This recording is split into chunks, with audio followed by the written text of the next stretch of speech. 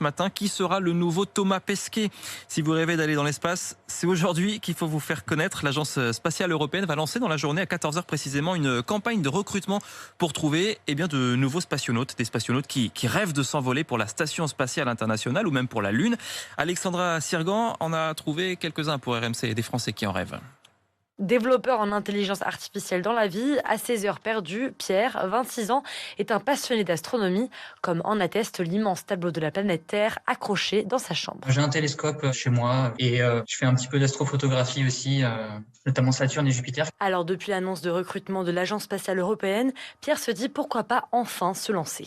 C'est vrai que on se dit un astronaute français sur 63 et quelques millions de Français, on a peu de chances d'être sélectionné entre guillemets.